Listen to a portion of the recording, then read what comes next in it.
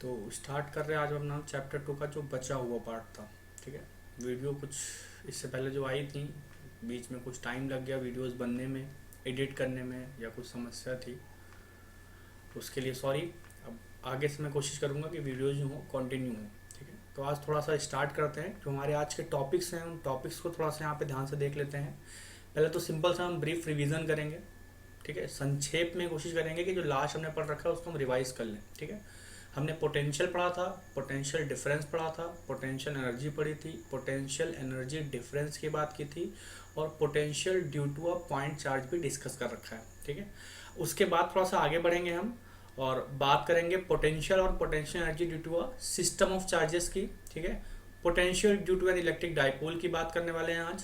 Potential energy की बात करेंगे एक डाइपोल की, जो कि एक एक्सटर्नल यूनिफॉर्म इलेक्ट्रिक फील्ड में प्लेस्ड है। ठीक है, और अगर टाइम बचता है, अगर वीडियो ज़्यादा लंबी नहीं होता है, तो बात करेंगे रिलेशन बिटवीन इलेक्ट्रिक पोटेंशियल और इलेक्ट्रिक फील्ड की, और इक्वी पोटेंशियल सर्फेसेस की बात करेंगे। ठीक है, इतनी चीज़ डिस्कस करना है हमको। ठीक है, एक चीज़ ध्यान रखिएगा कि पोटेंशियल में इतनी चीज़ें हैं। ठीक है, पोटेंशियल जो आपका सेकंड चैप्टर है, इलेक्ट्रिक पोटेंशियल कैपेसिटेंस। ठीक है, तो इसके बाद का जो टॉपिक होगा वो कैपेसिटेंस का होगा। ठीक है, तो मैं थोड़ा सा स्टार्ट करता हूँ। पहले थोड़ा सा रिवीजन वाले कॉन्सेप्ट टॉपिक पे आते हैं। लास्ट में हमने पढ़ा था कि पोटेंशियल क्या होता है। थोड़ा सा अगर आपको ध्यान हो तो जल्दी से आप लोग अपने आप को बताइए, पोटेंशियल क्या था, पोटेंशियल डिफरेंस क्या था, पोटेंशियल एनर्जी क्या चीज थी, और पोटेंशियल एनर्जी डिफरेंस क्या चीज थी। ठीक है, ये थोड़ा जल्दी से देख लेते हैं। पोटेंशियल क्या था कि अगर आपके पास एक सोर्स चार्ज है, ठीक है, सोर्स जिसे हम सोर्स चार्ज बोलते थे, इसकी इलेक्ट्रिक फील्ड होगी। ठीक है, इसकी कुछ इलेक्ट्रिक फील्ड होगी, सपोज करो ये इसकी इलेक्ट्रिक फील्ड यहाँ तक है। ठीक है, इस इलेक्ट्रिक फील्ड में अगर मैं इन्फिनिटी से एक यूनिट चार्ज को, इन्फिनिटी से एक यूनिट चार्ज को किसी पॉइंट पी तक लेके आता हूँ, तो जो अमाउंट ऑफ वर्क डन हम करते थे अगेंस्ट इलेक्ट्रिक फोर्स के अगेंस्ट जो भी हम वर्क डन करते थे, वो इसमें पोटेंशियल के फॉर्म में स्टोर हो जाता था। ठीक है, वो उसका पोटेंशियल होता था। आपको याद होगा इसका फॉर्मूला बन के आया था क्यू अपॉन, अगर सोर्स चार्ज क्यू है तो Q upon 4 pi epsilon naught R. Potential difference क्या था, वो भी एकदम सिंपल सा था कि अगर आप इस सोर्स चार्ज की इलेक्ट्रिक फील्ड में, सिंपल से मैं 2 पॉइंट ले लेता हूँ, एक ये बी ए ले लेता हूँ, एक ये बी ले लेता हूँ। तो अगर मैं बी से ए पे आ रहा हूँ, तो जो अमाउंट ऑफ वर्क डन हम करेंगे वो क्या हो जाएगा, आपका पोटेंशियल डिफरेंस हो जाएगा। सिंपल क्या था, V A minus V B जो हो जाएगा वो क्या हो जाएगा, पोटेंशियल डिफरेंस हो जाएगा। पोटेंशियल एनर्जी क्या थी, पोटेंशियल एनर्जी वाला कॉन्सेप्ट क्या था कि वही सेम चीज, अगर आपके पास सोर्स चार्ज है और यहाँ से इन्फिनिटी से हम यूनिट चार्ज होना लगा करके क्यू चार्ज लेके आ रहे हैं, तो अगर मैं क्यू चार्ज को लेके आता हूँ इन्फिनिटी से, तो जो अमाउंट ऑफ वर्क डन मैं करूंगा इस पी पॉइंट तक लाने के लिए से, वही क्या हो जाएगा, पी पॉइंट पे इसका पोटेंशियल एनर्जी हो जाएगा। वो हो जाएगा, सिंपल सा फॉर्मूला उसका तो क्या था, Q times Q upon 4 pi epsilon naught R. अभी हम देखते हैं फॉर्मूला कैसे आता है, ये भी हम ड्राइव कर लेंगे जल्दी से। ठीक है, एक बार देख लेंगे। और पोटेंशियल एनर्जी डिफरेंस क्या था वो भी आप देख लो जल्दी से, कि अगर यहाँ पे बी पॉइंट है और बी से हम ए पे लेके आ रहे हैं क्यू चार्ज को, इस क्यू चार्ज की इलेक्ट्रिक फील्ड में, तो फिर क्या होता था, वो पोटेंशियल एनर्जी डिफरेंस होता था। वो आपका कैसे आता था, U A minus U B, ये आता था Q upon 4 pi epsilon naught. ठीक है, ये डिस्टेंस यहाँ पे हमने आर मान रखी, वो ध्यान रखिएगा आपको, यहाँ भी आर। ठीक है, यहाँ पे ये R1 मान लेंगे, ये वाली डिस्टेंस R2 मान लेंगे। ठीक है, तो ये क्यू टाइम्स क्यू आ जाएगा, और क्योंकि हम कहाँ से आ रहे हैं, R1 से, तो यहाँ से 1/R1 माइनस का 1/R2। ये सिंपल सा कुछ फॉर्मूले थे जो आपको मेरे ख्याल से ध्यान होंगे। ठीक है, अब थोड़ा सा जल्दी से बात कर लेते हैं कि पोटेंशियल जो है या पोटेंशियल एनर्जी जो है यूनिट चार्ज की, वो कैसे फाइंड करते थे। तो एकदम आसान सा तरीका था। ठीक है, मान लेते हैं कि हमारे पास एक सोर्स चार्ज क्यू है, जिसकी इलेक्ट्रिक फील्ड में हम उसको मूव कराना चाहते हैं, किसी दूसरी चार्ज को लेके आना चाहते हैं, इन्फिनिटी से लाना चाहते हैं। ठीक है, इन्फिनिटी से लाना चाहते हैं कितने डिस्टेंस पे, मान लेते हैं कि ये पी पॉइंट है जो कि आर डिस्टेंस पे यहाँ लेके आना चाहते हैं। तो सिंपल सा क्या है कि जब मैं इन्फिनिटी से क्या कहते हैं, जैसे ही क्या कहते हैं इस क्यू चार्ज की इलेक्ट्रिक फील्ड में इंटर करूंगा, ठीक है, मैं मान के चल रहा हूँ क्यू चार्ज को लेकर आ रहे हैं ताकि पोटेंशियल एनर्जी मिल जाए। पोटेंशियल एनर्जी से ही हम पोटेंशियल भी बना लेंगे। ठीक है, कैसे बनाएंगे भी आगे देखते हैं। तो अगर मैं क्यू चार्ज को लेके आ रहा हूँ सिंपली, ठीक है, तो क्यू चार्ज जैसे सपोज कर लो यहाँ पे एक पॉइंट, एक इंटरमीडिएट सिचुएशन मान लेता हूँ ए पे, ठीक है, जो ए है वो यहाँ से कितने डिस्टेंस पे मान लेते हैं, एक्स डिस्टेंस पे। ए जो है मान लिया मैंने क्या है, यहाँ से एक्स डिस्टेंस पे है। अब एक्स डिस्टेंस पे आपका ए है और यहाँ से मैं इसको डी एक्स डिस्प्लेस करूंगा। अच्छा, एक्स डिस्टेंस पे क्यों मानते हैं, ध्यान रखिएगा, उसका रीजन क्या है कि जैसे ही मैं इन्फिनिटी से इस क्यू चार्ज के इलेक्ट्रिक फील्ड में एंटर करूंगा, इस क्यू चार्ज पे जो ये स्मॉल क्यू है इस पे लगने वाला फोर्स जो होगा वो चेंज होता जाएगा। जैसे जैसे मैं पी की तरफ अप्रोच करूंगा, ये इस पे क्यू पे लगने वाले फोर्स की वैल्यू क्या होगी, चेंज होती जाएगी। और जब भी कहीं भी फोर्स वेरिएबल होता है और हमको वर्क डन फाइंड करना होता है तो वहां पे हम इंटीग्रेशन का यूज करते हैं, और इंटीग्रेशन करने के लिए हमको एक इंटरमीडिएट सिचुएशन चाहिए होती है। तो यहाँ पे सिंपल हमने क्या मानना है कि ए पे हमने एक इंटरमीडिएट सिचुएशन मान ली है। ए पे इंटरमीडिएट सिचुएशन क्या है कि क्यू से कितने डिस्टेंस पे है, एक्स डिस्टेंस पे है, और यहाँ पे जो फोर्स आएगा, ठीक है, फोर्स की जो वैल्यू आएगी वो सिंपल आ जाएगी Q times Q upon 4 pi epsilon not. मान लेते हैं कि ये वैक्यूम में है एक्स स्क्वायर, ठीक है। अगर आपको ये प्रॉब्लम होती है कि सर ये वैक्यूम हम नहीं लिखना चाहते हैं, तो सिंपल आप एक तरीका है कि यहाँ पे इसको आप ऐसे राइट कर लो, ठीक है, ऐसे के टाइम्स क्यू अपॉन एक्स का स्क्वायर, ठीक है। तो के क्या हो गया आपका, कूलम कांस्टेंट हो गया, ठीक है, वो सिंपल हो गया। अगर वैक्यूम होगा तो वैक्यूम के लिए रख लेंगे, और अगर कोई मीडियम होगा तो मीडियम का रख लेंगे। तो यहाँ से एफ ए की वैल्यू हमको मिल गई, और क्योंकि हम यहाँ से डीएक्स डिस्प्लेसमेंट ले रहे हैं तो हम ये मान सकते हैं कि फॉर डीएक्स डिस्प्लेसमेंट फोर्स भी कांस्टेंट, कि डीएक्स डिस्प्लेसमेंट के लिए जो हमारा फोर्स होगा कैसा होगा, कांस्टेंट होगा, क्योंकि ये बहुत ही स्मॉल डिस्प्लेसमेंट है तो फोर्स को कांस्टेंट हम एज्यूम भी कर सकते हैं। और ये स्मॉल डिस्प्लेसमेंट में जो हमारा वर्क डन आएगा वो भी कैसा होगा, स्मॉल होगा। तो इसको मैंने लिख लिया, क्या कहते हैं, डी डब्ल्यू क्या हो जाएगा, force F A into D x. और इसी को क्या करते हैं, इंटीग्रेट कर लेते हैं। अब कहाँ से लेकर आते हैं, इन्फिनिटी से ला रहे थे, कहाँ तक, आर तक, तो बस इसको इन्फिनिटी से आर तक इंटीग्रेट कर लेना है। आप थोड़ा सा सिंप्लीफाई कर लेते हैं, तो एफ ए की वैल्यू कितनी हो जाएगी, के times Q upon x square, और साथ में एक डी एक्स लग जाएगा। अब थोड़ा ध्यान देना, ये एफ ए क्या था, कूलम फोर्स था, ठीक है, ये ध्यान रखिएगा। तो ये कूलम फोर्स का वर्क डन निकल रहा है, तो यहाँ से कितना आ जाएगा, के क्यू और क्यू ये तो कांस्टेंट है, बाहर आ जाएंगे, 1 अपॉन एक्स स्क्वायर यहाँ आ जाएगा, सॉरी थोड़ा सा ये आ जाएगा के क्यू, और ये आ जाएगा आपका 1 upon x square D x, और लिमिट वही लगी हुई है इन्फिनिटी से आर। तो आपको पता है कि जब इसको मैं इंटीग्रेट करूंगा तो यहाँ पे क्या आने वाला है, 1 अपॉन एक्स स्क्वायर का इंटीग्रेशन हो जाएगा -1/x, और लिमिट लग जाएगी इन्फिनिटी से आर, ठीक है।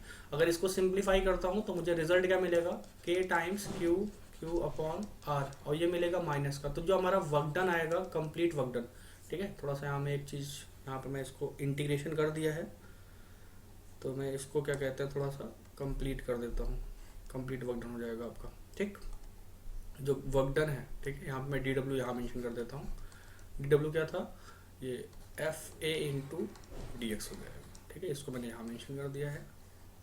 ये आपका कंप्लीट वर्क डन हो जाएगा, इसी को हमने इंटीग्रेट कर लिया।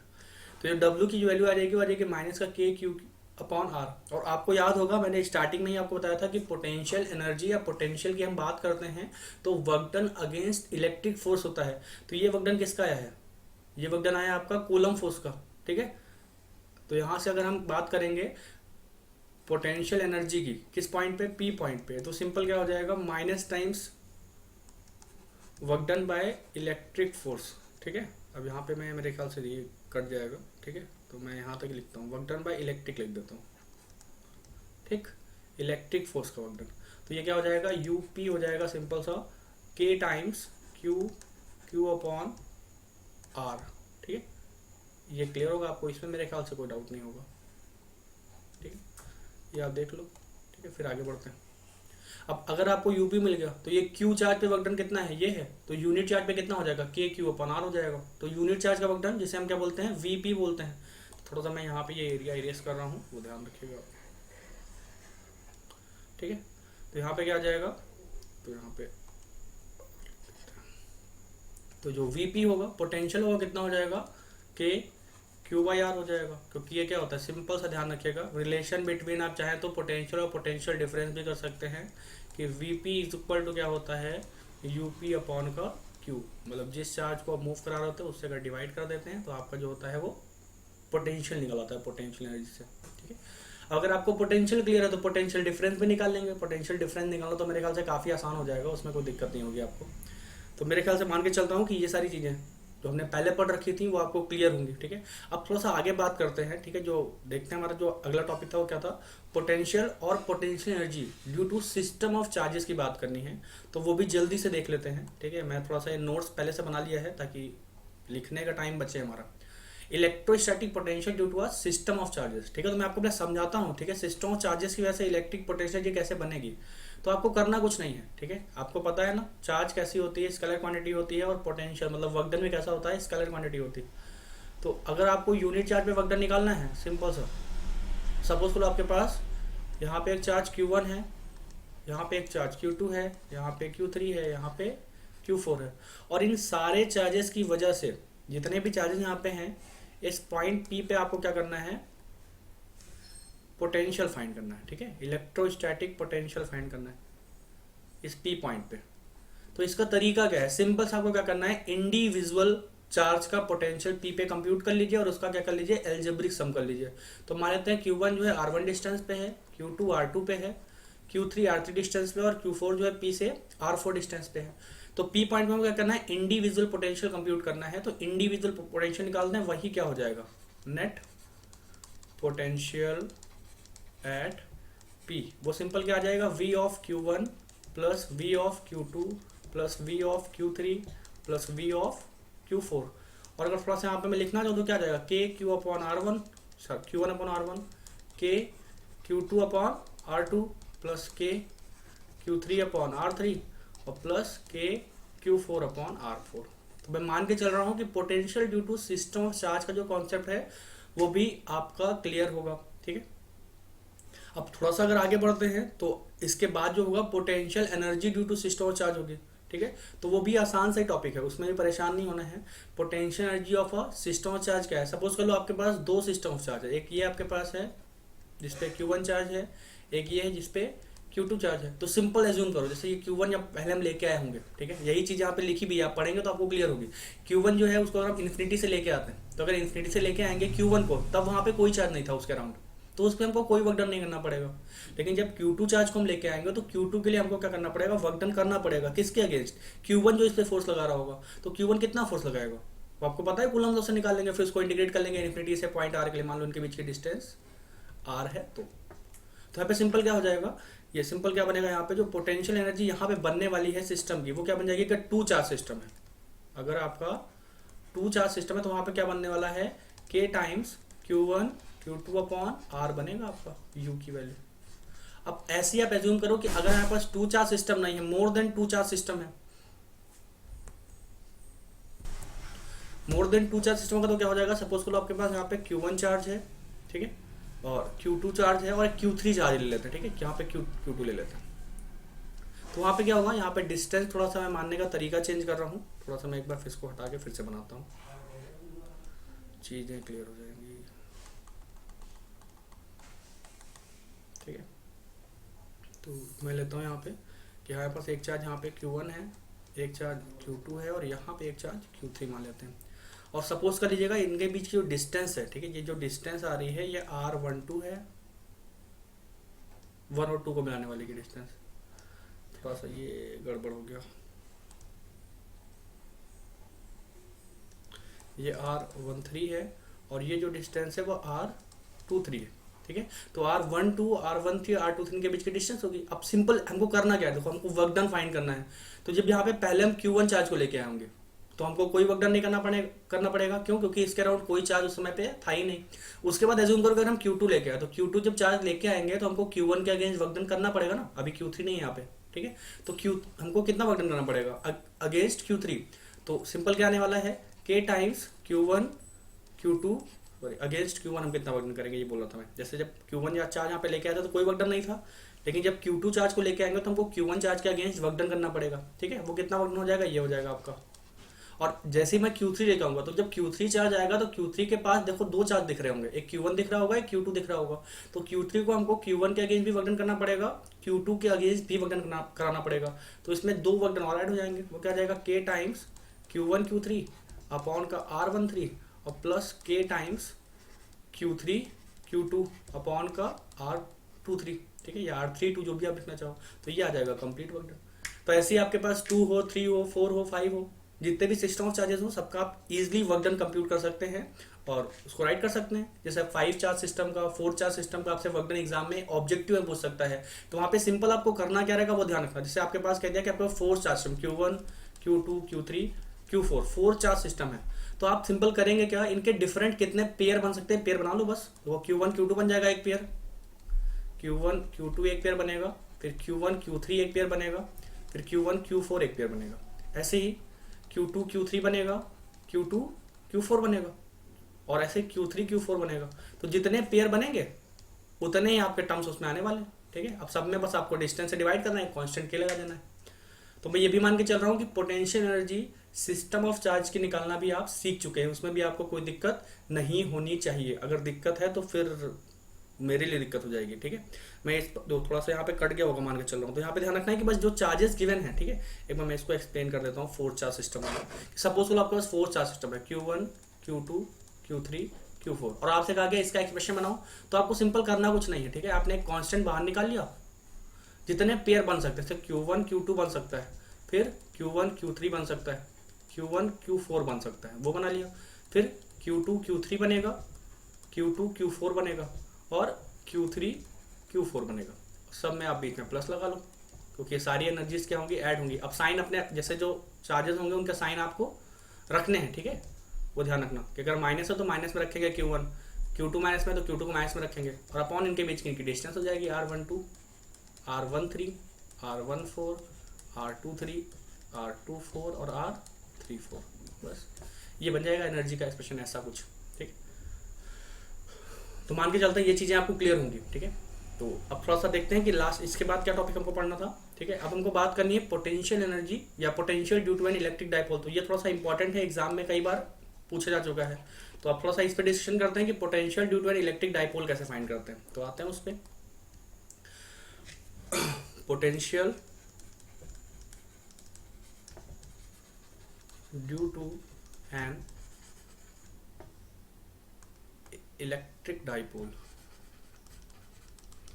अब इलेक्ट्रिक डाइपोल मैं मान के चल रहा हूँ कि आपको क्लियर होगा, वो मुझे नहीं बताना पड़ेगा, क्योंकि आपने पीछे के लेक्चर देखे होंगे तो वहाँ पे इलेक्ट्रिक डाइपोल अच्छे से डिस्कस हुआ है कि डाइपोल्स क्या होते हैं। सिंपल सा, अगर आपके पास सिस्टम ऑफ चार्जेस है, ठीक है, दो इक्वल एंड अपोजिट, जैसे एक माइनस Q है और एक प्लस Q है, और उनके बीच में अगर हमने कुछ सेपरेशन कर दिया, ठीक है, सेपरेशन जनरली क्या होता है, हम 2a लेते हैं, तो ये जो सिस्टम बनता है माइनस Q और Q चार्ज का, उनके बीच के सेपरेशन को मिला करके जो सिस्टम बना, ये जो सिस्टम होता है इसी बोलते हैं हम इलेक्ट्रिक डाइपोल, ठीक है। और हर एक इलेक्ट्रिक डाइपोल का एक डाइपोल मूवमेंट होता है, डाइपोल मूवमेंट होता है, जिसे हम क्या डिनोट करते हैं, P से डिनोट करते हैं। ये एक वेक्टर क्वांटिटी होती है, ये भी ध्यान रखिएगा, ठीक है।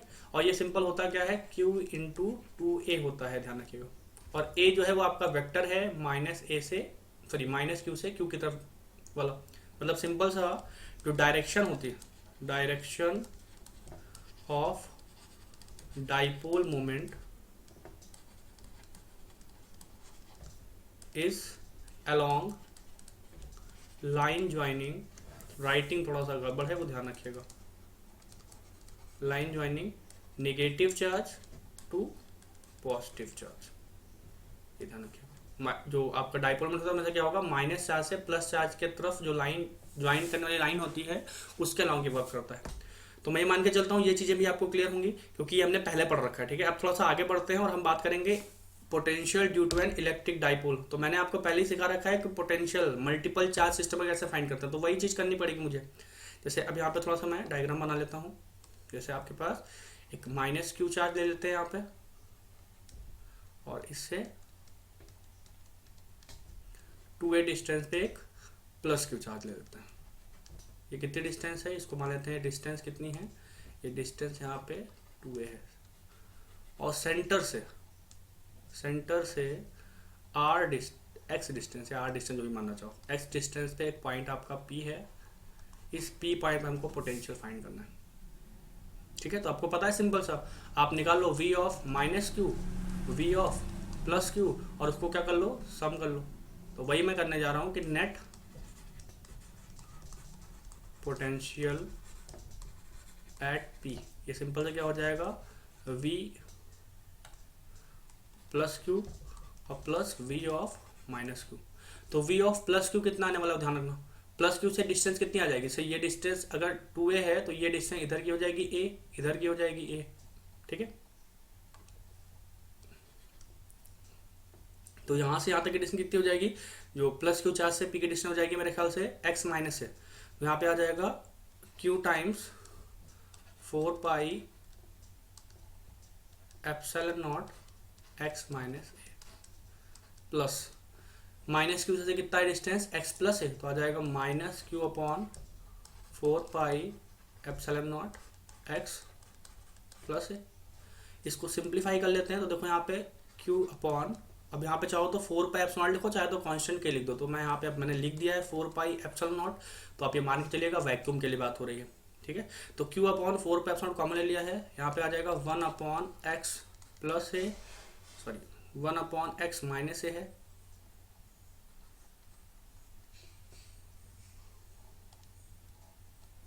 और माइनस 1 अपॉन x प्लस है, ठीक है।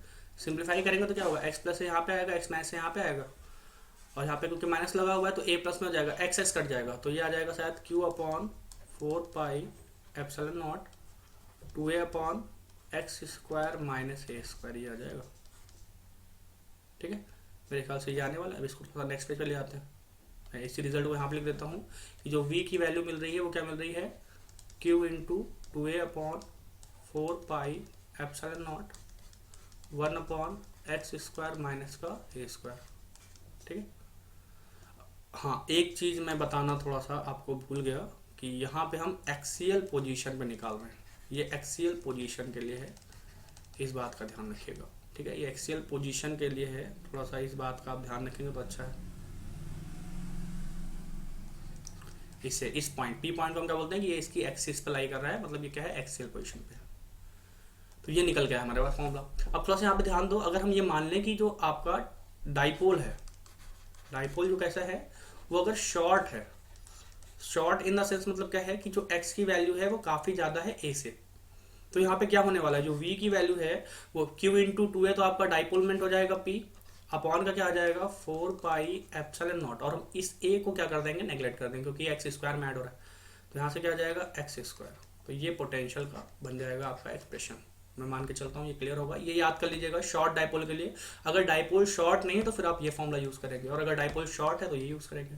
शॉर्ट कैसे पता चलेगा, तो आप वहाँ पे a की वैल्यू और x की वैल्यू को कंपेयर कर लेंगे, अगर दोनों कंपेरेबल होंगी तो फिर मतलब क्या है, शॉर्ट नहीं है, और अगर कंपेरेबल नहीं मतलब एक बहुत ज़्यादा एक बहुत कम है, जैसे a की वैल्यू दे दी आपको 0.1 और b की वैल्यू दे दी आपको 10 मीटर, तो मेरे ख्याल से कंपेरेबल नहीं है, बहुत ही छोटा हो गया 0.1, ठीक है, 0.1 मीटर, ठीक है। तो इसको हम क्या कह सकते हैं, या सपोज कर लो यहाँ पे 0.1 सेंटीमीटर दे दिया और ये 10 मीटर दे दिया, तो फिर ये तो कंपेरेबल नहीं हुआ ना, फिर 0.1 सेंटीमीटर बहुत ही कम डिस्टेंस हो गई, तो फिर वहाँ पे क्या हो जाएगा, हम इसको नेगलेक्ट कर देंगे और फिर ये फॉर्मूला यूज़ करेंगे। और सपोज कर लो 1 मीटर दे दिया आपको a की वैल्यू और b की वैल्यू दे दिया आपको 10, तो ये तो कंपेरेबल हो जाएगा, ठीक है, तो वहाँ पर थोड़ा सा यूज़ कर लेंगे, ठीक है, ये वाला फॉर्मूला यूज़ कर लेंगे।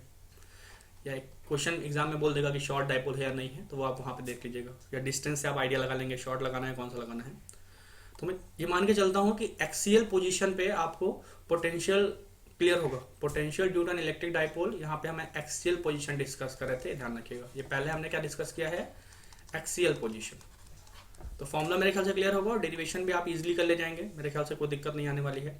अब थोड़ा सा बात करते हैं इक्विटोरियल पोजीशन की, इक्विटोरियल पोजीशन की बात करते हैं। अब इक्विटोरियल पोजीशन क्या होता है, वो एकदम सिंपल सा है, जैसे आप सपोज कर लो आपके पास माइनस क्यू चार्ज यहाँ पे एक प्लेस्ड है, ठीक है, वही डायग्राम फिर से बनेगा, और यहाँ पे एक मान लेते हैं कि प्लस क्यू चार्ज है, तो सर मैं डायग्राम फिर से बना देता हूँ, इधर बनाता हूँ माइनस क्यू चार्ज, यहाँ पे मान लेते हैं प्लस क्यू चार्ज, इनके बीच का सेपरेशन मान लेता हूँ कितना है, मैं 2a, वही, ठीक है। और सेंटर से कितनी डिस्टेंस ले लूँ, x ले लेता हूँ, x ही ले रहा था ना अभी तक मैं, ठीक है। तो x डिस्टेंस अबव एक पॉइंट P है, इस P पॉइंट पे हमको पोटेंशियल फाइंड करना है। तो ये कैलकुलेशन आप पहले भी कर चुके हैं, मुझे अभी कराने की कोई नीड नहीं है, लेकिन फिर भी चलो मैं करा देता हूँ। इलेक्ट्रिक फील्ड वाले कॉन्सेप्ट में आपने कर रखा है ये कि अगर ये डिस्टेंस x है, ये डिस्टेंस तो अपने आप ही हो जाएगी ना, सेंटर से ले रहे हैं, तो एक्स है, ये ए है, तो ये कितना हो जाएगा under root x square plus a का स्क्वायर, ठीक है। ऐसे ये भी कितना हो जाएगा under root x square plus a का स्क्वायर। तो मेरे ख्याल से कुछ लोग यहाँ पे गेस कर पा रहे होंगे कि पी पॉइंट ऑफ पोटेंशियल आने कितने वाला है, ठीक है। जैसे अगर यहाँ पे पी पॉइंट ऑफ पोटेंशियल, क्योंकि यहाँ पे हमको डायरेक्शन वगैरह नहीं देखनी है, क्योंकि ये वेक्टर क्वांटिटी तो है नहीं, स्केलर क्वांटिटी है, तो स्केलर क्वांटिटी में क्या होता है, अलजेब्रिक सम होता है। तो पी पॉइंट पे जो पोटेंशियल निकल के आएगा वी एट पी, ठीक है, वो सिंपल क्या हो जाएगा वी ऑफ प्लस क्यू और plus V of minus Q. और अगर थोड़ा सा भी आप ध्यान दे रहे होंगे यहाँ पे, ठीक है, ध्यान से देख रहे हैं, तो आपको यहाँ पे आइडिया लग गया होगा अब तक कि यहाँ पे वी ऑफ प्लस क्यू हो जाएगा k times Q upon x square plus a square का अंडर रूट, ठीक है, प्लस यहाँ पे आ जाएगा के टाइम्स ये माइनस क्यू अपॉन आ जाएगा under root x square plus a square, ठीक है। वी की वैल्यू हमने रख दी, तो आपको दिख रहा होगा ये सिंपल कट जाएगा, तो रिजल्ट क्या आ जाएगा 0। तो इक्विटोरियल पोजीशन पे जो भी आपका पोटेंशियल होता है वो क्या होता है 0 होता है। एक चीज ध्यान रखिएगा, ये एकदम आसान सा है, एग्जाम में क्या कहते हैं 1 मार्क्स में पूछ सकता है ऑब्जेक्टिव में कि इक्विटोरियल पोजीशन पे आपका पोटेंशियल कितना आने वाला है, तो ध्यान रखिएगा सिंपल सा कि 0 होने वाला है, ठीक। तो अब थोड़ा सा और आगे बढ़ते हैं, ठीक है, एक टॉपिक और कर करते हैं, देखते हैं उसमें क्या है, ठीक है। जनरल पॉइंट पे हमने जनरल पॉइंट पे देखना है, जनरल पॉइंट देख लेते हैं क्या होता है जनरल पॉइंट पे क्या होगा। तो जैसे जनरल पॉइंट पे हमने इलेक्ट्रिक फील्ड का किया था, शॉर्ट डाइपोल के लिए ही जनरल पॉइंट आपका वैलिड है। एक ही ध्यान रखिएगा कि जनरल पॉइंट जनरली हम सिर्फ शॉर्ट डाइपोल के लिए करते हैं, ठीक है। शॉर्ट डाइपोल के लिए जनरल पॉइंट कैसे निकालेंगे वो देखिएगा थोड़ा सा, कि अगर आपके पास यहाँ पे माइनस क्यू चार्ज है, वही फिर से अरेंजमेंट करते हैं, यहाँ पे प्लस क्यू चार्ज है, और जो आपका पॉइंट पी है अभी यहाँ से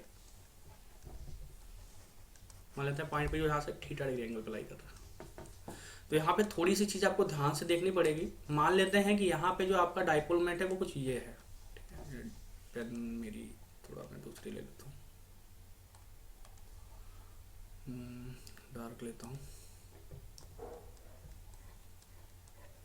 मान लेते हैं ये आपका डाइपोल मोमेंट P, ठीक है। अब इस डाइपोल मोमेंट के हम कंपोनेंट कर लेते हैं, तो एक तो मैं P की तरफ कर ले रहा हूँ और एक P के परपेंडिकुलर कर लेता हूँ, ठीक है ये, और नेमिंग कर देता हूँ मैं इनकी, ठीक है। नेमिंग क्या हो जाएगी, मान लेता हूँ कि जो ये इसकी तरफ है, ठीक है, ये हो जाएगा आपका P का cos थीटा, ये परपेंडिकुलर हो जाएगा P का sin थीटा।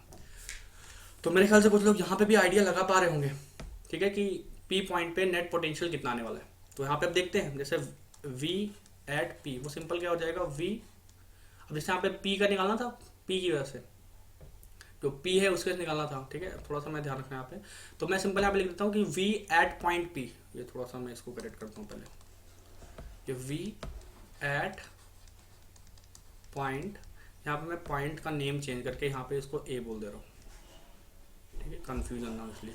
तो V एट पॉइंट A, ये सिंपल क्या हो जाएगा, अब से P पॉइंट जो है वो यहाँ पे बना रही होगी पोटेंशियल, लेकिन हमने क्या किया P के दो कंपोनेंट कर लिए, तो एक आ जाएगा V due to P cos theta plus V due to P sin theta. तो आपको पता है P cos थीटा, देखो P cos थीटा के लिए कैसा है, एक्सियल पोजीशन पे है, तो एक्सियल पे हमने पीछे फॉर्मूला पढ़ रखा है, ठीक है। देख लो जल्दी से एक्सियल पे क्या था फॉर्मूला, ये एक्सियल का फॉर्मूला था P अपॉन 4 एक्स स्क्वायर। तो वही करते हैं, जल्दी से यहाँ पे रख देते हैं वैल्यू, बस सिर्फ क्या जाएगा P cos थीटा अपॉन का ये K टाइम्स, ठीक है, और अपॉन आ जाएगा x की वैल्यू, तो ये डिस्टेंस यहाँ पे मान लेते हैं x है, तो ये x का स्क्वायर आ जाएगा plus P sin theta, P sin theta तो फिर पॉइंट कैसा होगा, इक्विटोरियल पे होगा ना, 90 डिग्री एंगल पे है, इक्विटोरियल पे है, तो इस वजह से 0 हो जाएगा। तो V एट A की वैल्यू सिंपल कितनी आ जाएगी, K times P cos theta upon x square. अब थोड़ा यहाँ पे ध्यान दो, अगर मैं थीटा की वैल्यू 90 पुट कर देता हूँ तो ये पॉइंट कहाँ पहुँच जाएगा, यहाँ पहुँच जाएगा, नहीं, थीटा की वैल्यू क्या पुट कर देता हूँ 90, हाँ, तो cos 90 कितना होता है 0 होता है, तो यहाँ पे पोटेंशियल कितना हो जाएगा 0, तो वो इक्विटोरियल क्वेश्चन हो जाएगा। अब ये थीटा के लिए मैं 0 पुट कर दूँ तो ये पॉइंट जो है कहाँ पे आ जाएगा, यहाँ पे आ जाएगा। जैसे अगर मैं 90 पुट करूँ तो पॉइंट यहाँ पहुँच गया, और अगर 0 पुट करूँ तो पॉइंट कहाँ जाएगा, यहाँ पहुँच जाएगा। तो यहाँ पे क्या आ जाएगा, cos 0 के लिए क्या होती है 1, तो KP अपन एक्स स्क्वायर। तो मेरे ख्याल से आपको ये क्लियर होगा कि जनरल पॉइंट पे पोटेंशियल के फॉर्मूला क्या आ जाएगा, ये आ जाएगा। तो मैं मान के चलता हूँ कि चीज़ें आपको यहाँ तक क्लियर है, ठीक है। तो ये क्लियर है, अब आगे बढ़ते हैं, थोड़ा सा बात करते हैं पोटेंशियल। इसके बाद का टॉपिक है potential energy of an dipole in uniform electric field. ठीक है, तो वहाँ पे थोड़ा सा डायग्राम इंपॉर्टेंट है, तो मैं डायग्राम ड्रॉ कर लेता हूँ पहले जल्दी से, कि आपके पास मैं डायग्राम बना के फिर इसको थोड़ा सा मैं डायग्राम ड्रॉ कर लूँ। तो ये डायग्राम है आपका कि यहाँ पे प्लस क्यू चार्ज है, यहाँ पे मैंने मान रखा है ये आपका प्लस क्यू चार्ज, यहाँ पे हो मैंने यहाँ पे प्लस क्यू चार्ज ले रखा है, यहाँ पे आपका माइनस क्यू चार्ज है, और प्लस क्यू चार्ज पे फोर्स जो है वो इस डायरेक्शन में लग रहा है। ठीक है, फोर्स आपको दिख रहा होगा मेरे ख्याल से, फोर्स जो है उसके डायरेक्शन आपको गिवन है, फोर्स इस डायरेक्शन में है। माइनस क्यू चार्ज है, फोर्स इस डायरेक्शन में होगा। ये इलेक्ट्रिक फील्ड जो है वो ई है, और ये कैसी है, यूनिफॉर्म है, ये ध्यान रखिएगा आप लोग थोड़ा सा। इलेक्ट्रिक फील्ड ई है और यूनिफॉर्म है, ये यूनिफॉर्म इलेक्ट्रिक फील्ड की बात कर रहे हैं। ठीक है, तो हर एक दोनों पॉइंट पे क्या होगा, इलेक्ट्रिक फील्ड की वैल्यू ई होगी, तो जो फोर्स होगा वो कितना हो जाएगा, क्यू ई हो जाएगा। तो क्यू ई इस डायरेक्शन में, क्यू ई इस डायरेक्शन में है, और इनके बीच की डिस्टेंस क्योंकि 2a है, तो यहाँ पे हम चाहें तो टॉर्क क्रिएट कर सकते, टॉर्क निकाल सकते हैं। ठीक है, तो टॉर्क का फॉर्मूला सिंपल क्या होता है, फोर्स इनटू परपेंडिकुलर डिस्टेंस। ठीक है, perpendicular distance between line of forces. तो आपकी लाइन ऑफ फोर्स देखो, ये ऊपर ले गया ऐसे, ये ऐसे, तो जो ये वाली डिस्टेंस आएगी, थोड़ा सा ध्यान देना, ये क्या हो जाएगी आपकी लाइन ऑफ फोर्स के बीच की डिस्टेंस। तो ये कितना है, 2a का साइन थीटा है मेरे ख्याल से यहाँ पे। तो पहले तो मैं फोर्स की वैल्यू रख देता हूँ। ठीक है, फोर्स कितना है यहाँ पे, Q इंटू आ जाएगा 2a का साइन थीटा, और Q इंटू 2a क्या हो जाएगा, फोर्स हो जाएगा Q इंटू ई, सॉरी Q इंटू ई और इंटू 2a का sine theta. Q into 2a मिलके हो जाएगा आपका P, इंटू आ जाएगा E और इंटू आ जाएगा साइन थीटा। तो ये आपका आ जाएगा टॉर्क। अब हम मानते हैं क्योंकि हमको यहाँ पे एनर्जी स्टोर निकालना है, तो हम ये मान लेते हैं कि यहाँ पे अगर हम इसको डी थीटा डिस्प्लेस कर रहे हैं, तो अगर डी थीटा डिस्प्लेस करते हैं तो जो वर्क डन आएगा डी डब्ल्यू वो कितना आने वाला है। तो यहाँ पे थोड़ा ध्यान देना, वर्क डन क्या हो जाएगा, टाउ इंटू डी थीटा। ठीक है, लेकिन यहाँ पे ध्यान देने की बात यह है कि इसको हम नेगेटिव लेंगे। नेगेटिव क्यों लेंगे, क्योंकि थोड़ा ध्यान दो। ठीक है, जैसे वर्क डन कैसे निकाल रहे हैं, तो यहाँ पे देखो क्या है कि ये नेगेटिव वर्क डन होगा। नेगेटिव क्यों होगा, क्योंकि टॉर्क देखो ऐसा लग रहा है, टॉर्क की डायरेक्शन ये इस डायरेक्शन में रोटेट आ जाता है, और डिस्प्लेस हमने किया इसके अपोजिट डायरेक्शन में। तो यहाँ पे अगर ये डाउनवर्ड आना चाह रहा है और हम इसको डी थीटा अपवर्ड डिस्प्लेस कर रहे हैं, तो यहाँ पे डी थीटा कैसा हो जाएगा, टाउ इंटू थीटा, वो नेगेटिव हो जाएगा। और ये आपका क्या है, ये work done of electric force है। तो जो एनर्जी होगी वो सिंपल क्या हो जाएगी, जो डी यू आएगा वो क्या हो जाएगा, माइनस टाइम्स डी डब्ल्यू, और वो क्या हो जाएगा, टाउ इंटू डी थीटा। तो आपको मेरे ख्याल से ये चीज क्लियर हो रही होगी कि यहाँ पे जो हम एनर्जी का कॉन्सेप्ट लगा रहे हैं वो एनर्जी क्या है, थोड़ा सा वो ध्यान रखना है आपको कि इलेक्ट्रिक फोर्स का अपोजिट होता है एनर्जी। तो यहाँ पे इलेक्ट्रिक फोर्स का वर्क डन था टाउ डी थीटा। ठीक है, तो यहाँ पे एनर्जी कितनी हो जाएगी, टाउ इंटू डी थीटा। अब थोड़ा सा इसी को हम सिंप्लीफाई करते हैं। ठीक है, तो यहाँ से मैं थोड़ा सा इसको सॉल्व कर रहा हूँ, आगे प्रोसीड करते हैं। तो ये जो कंप्लीट वर्क डन होगा, ठीक है, या सो कंप्लीट वर्क डन करके कंप्लीट एनर्जी होगी, वो सिंपल बोल दे रहा हूँ मैं, वो क्या हो जाएगी, इंटीग्रेशन ऑफ डी यू, या इसको बोल सकते हैं इंटीग्रेशन ऑफ माइनस का डी डब्ल्यू, या इससे बोल सकते हैं integration of tau into D theta, या इसी को हम फर्दर लिख सकते हैं टाउ की वैल्यू पुट करते हुए पी ई साइन थीटा और इंटू का डी थीटा। अब मैं मान लेता हूं कि मैं जो ये डिस्प्लेसमेंट दे रहा हूं वो θ1 से θ2 तक दे रहा हूं। ठीक है, अगर मैं θ1 से θ2 तक डिस्प्लेस कर रहा हूं तो देखता हूं रिजल्ट क्या आने वाला है यहाँ पे। ठीक है, रिजल्ट चेक करता हूं तो आ जाएगा मेरे ख्याल से P और E जो है वो कांस्टेंट हो जाएंगे, बाहर आ जाएंगे। साइन थीटा जो है, साइन थीटा का जो डिफरेंशिएशन है, सॉरी इंटीग्रेशन है, वो सिंपली आ जाएगा माइनस का कॉस थीटा, और लिमिट लग जाएगी θ1 से θ2। तो ये आ जाएगा आपका PE, सॉल्व करता तो आएगा माइनस का कॉस θ2 माइनस का कॉस θ1। अपर लिमिट पहले पुट किया, फिर लोअर लिमिट पुट किया, और सिंप्लीफाई करेंगे तो आ जाएगा PE, यहाँ से कॉस θ1 जो है वो आगे आ जाएगा, कॉस θ1, क्योंकि प्लस में इसको पहले लिख दे रहे हैं, माइनस का कॉस θ2। ठीक है, ये चीज़ आ जाएगी। अब थोड़ा यहाँ पे ध्यान देते हैं। ठीक है, ये आपका फॉर्मूला बन गया एनर्जी का। ठीक है, इसको समझिए आप।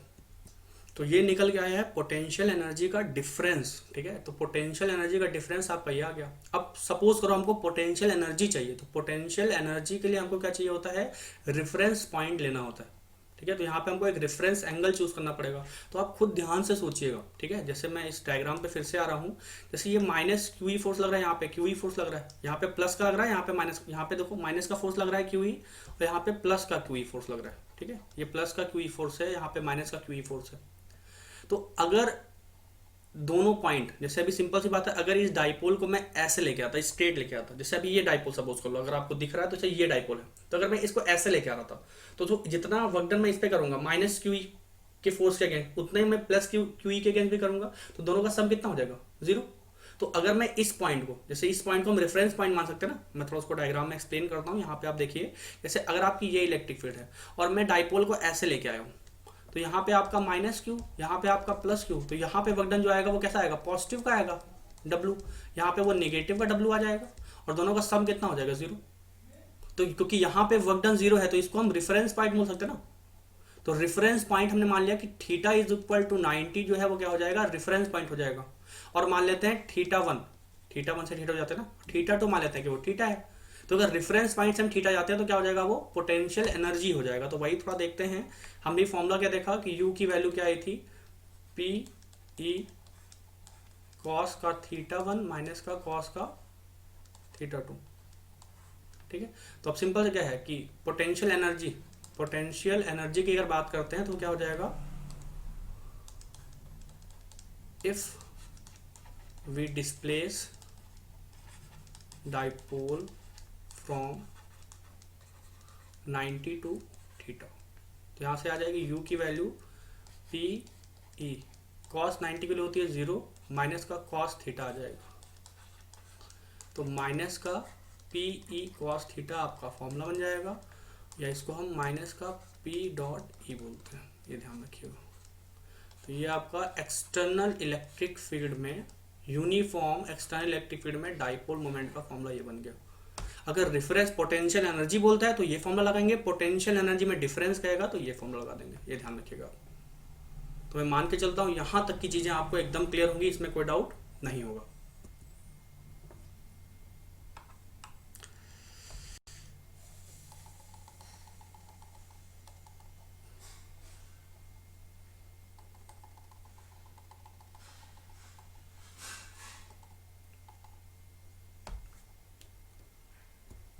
तो अब थोड़ा सा आगे बढ़ जाएं, ठीक है। अब ये चीज़ें आप एक बार रिपीट करके एक बार और देखिएगा, चीज़ें एकदम क्लियर हो जाएंगी, कोई दिक्कत नहीं है।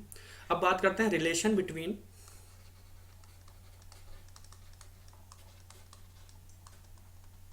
Electric field and potential.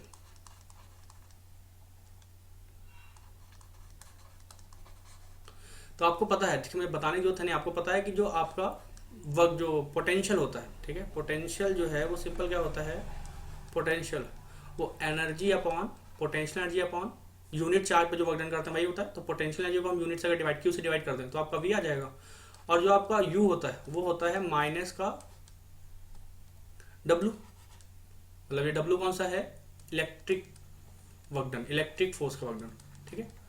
और इलेक्ट्रिक फोर्स कितना होता है, वो Q इंटू ई होता है, एक मिनट, U की वैल्यू हो गई U अपॉन क्यू डब्लू, मैं यहाँ पे थोड़ा सा उसको dV के टर्म में लेकर चलता हूँ, तो ये आ जाएगा du बाई क्यू। तो ये आ जाएगा आपका, ये थोड़ा मैं इसको इरेज कर रहा हूँ, तो ध्यान दीजिएगा, एक बार फिर से स्टार्ट करते हैं इसको। हाँ, ये आ जाएगा U upon du upon Q, तो ये हो जाएगा आपका dw अपॉन क्यू माइनस का, ठीक है। तो ये क्या आ जाएगा, माइनस का Q इंटू ई, ये तो आपका क्या हो जाएगा, क्यू ई आपका वो हो गया, फोर्स हो गया, और डिस्प्लेसमेंट मान लेते हैं क्योंकि स्मॉल रहेगा तभी तो वर्क डन आपका स्मॉल आएगा, तो माइनस का Q E into D x upon का क्यू, ठीक है। तो ये आपका स्मॉल पोटेंशियल मान लेते हैं डीवी। तो थोड़ा सा ध्यान दो, यहाँ से क्यू क्या हट जाएगा, कट जाएगा, बहुत ही आसान सा डेरिवेशन है। तो यहाँ से डीवी को आ जाएगा माइनस का ई इंटू डी एक्स, और अगर इसको इंटीग्रेट कर दे तो v की वैल्यू क्या आ जाएगी, माइनस बाहर निकालो, integral e into D x, और v क्योंकि स्केलर क्वांटिटी है तो इसको हम ऐसे भी राइट कर सकते हैं, v is equal to integral e dot D X. तो ये सिंपल सा आपका रिलेशन हो जाएगा इलेक्ट्रिक फील्ड और तो कुछ चीज़ें आपको लिखनी पड़ेंगी, ठीक है। यहाँ पे नेगेटिव का सिग्निफिकेंस समझ लो, नेगेटिव क्या कह रहा था तो समझना, ठीक है, वो भी मैं आपको एक्सप्लेन कर देता हूँ, ठीक है। जैसे अगर मैं यहाँ पे कोई चार्ज को रखता हूँ, ठीक है। सपोज को एक प्लस क्यू चार्ज मैं यहाँ पे प्लेस करता हूँ, यूनिट चार्ज प्लेस करता हूँ, और ये क्योंकि इलेक्ट्रिक फील्ड इस डायरेक्शन में, ठीक है, इलेक्ट्रिक फील्ड अगर इस डायरेक्शन में है और यहाँ पे मैं अगर मैं पोटेंशियल निकालता हूँ, ऐसे समझो इस पॉइंट से इस पॉइंट में बीच में पोटेंशियल निकालता हूँ, तो कहाँ का पोटेंशियल ज़्यादा होगा? सिंपल, ये 1 और 2, ठीक है। अब से प्लस चार्ज से माइनस तक इलेक्ट्रिक फील्ड जाती, प्लस से माइनस तक इलेक्ट्रिक फील्ड जाती ना, तो यहाँ पे क्या होगा? इस पॉइंट में पोटेंशियल ज़्यादा होगा, इस पॉइंट में पोटेंशियल कम होगा, क्योंकि हम दूर जा रहे हैं ना प्लस चार्ज से। तो मतलब क्या है कि इलेक्ट्रिक फील्ड की डायरेक्शन में मूव करने पर, इलेक्ट्रिक फील्ड की डायरेक्शन में मूव करने पर पोटेंशियल क्या होगा? डिक्रीज होगा। ये ध्यान रखना है आपको, बस v का सिग्निफिकेंस सिर्फ इतना है, मतलब साइन का नेगेटिव का सिग्निफिकेंस सिर्फ इतना है कि अगर आप v की डायरेक्शन मूव करेंगे तो इलेक्ट्रिक फील्ड कैसे हो जाएगी, सॉरी, अगर इलेक्ट्रिक फील्ड की डायरेक्शन में मूव करेंगे तो पोटेंशियल क्या हो जाएगा? डाउन होगा, ठीक है। पोटेंशियल होगा वो डाउन हो जाएगा, नेगेटिव हो जाएगा, ठीक है, कम हो रहा होगा। तो मान के चल रहा हूँ यहाँ तक चीज़ें क्लियर हैं, ठीक है। अब नेक्स्ट क्लास में इक्वी पोटेंशियल सरफेस की बात करेंगे, क्योंकि आज ये जो लेक्चर है वो काफ़ी लेंदी हो गया है, और थोड़ा सा relation between electric field and potential की बात हम फिर से करेंगे, ठीक है। तो आज मैं यही क्लोज कर रहा हूँ। Thank you so much and God bless you.